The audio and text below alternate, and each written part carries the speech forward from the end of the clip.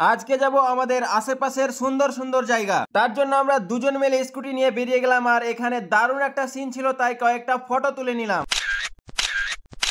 তারপরে চলে এলাম আমাদের সবার ফেমাস জায়গা বহরমপুরের কলেজ ঘাট। এখানে নৌকা থেকে আশেপাশের দৃশ্যটা তো দারুণ ছিল, আর আকাশটাও ছিল একদম মনের মতো। এখন দুপুর 2টা বাজছে, তাই এখন ঘাট প্রায় ফাঁকাই রয়েছে। তারপরে চলে এলাম ঘাটে লঞ্চের কাছে, আর এই নদীতে লঞ্চটা দাঁড়িয়েছে, সেই জন্য তো মনে হচ্ছে আরো ইন্টারেস্টিং করে তুলেছে এই পরিবেশটা। আর এখানে আছে দুটো চায়ের দোকান, যেটা সবার প্রিয়। তারপরে আমরা সেখান থেকে বেরিয়ে গেলাম আর চলে এলাম টাইটানের শোরুমে। এখানে আছে শুধু ঘড়ি আর চশমার কালেকশন। এখানে যতগুলো চশমা আর ঘড়ি আছে সবই কিন্তু অরিজিনাল ব্র্যান্ডের, তাই আমি নিতে না পারলেও মন ভরে একবার দেখে নিলাম। এখানে আমার ছেলেদের মেয়েদের সবার ঘড়িগুলোই পছন্দ হচ্ছিল, কিন্তু স্টার্টিং প্রাইস 5,000 টাকা থেকে শুরু। আর এখানে আছে চশমার কালেকশন, যেগুলো সবই ভালো লাগছিল। তারপরে আমরা সেখান থেকে বেরিয়ে NH-34 রোডে উঠে আশেপাশের গাছগুলো দেখতে দেখতে চলে এলাম টোল ট্যাক্সে। এখানে কিছুক্ষণ বসে থাকার পরে আমরা টোল ট্যাক্স থেকে বেরিয়ে পড়লাম অনন্তপুর যাওয়ার উদ্দেশ্যে। আর অনন্তপুরের রাস্তায় ঢুকে তো আমি একদম খুশি হয়ে গেলাম। এখানকার ভিউটা দেখতেই পাচ্ছেন কত সুন্দর,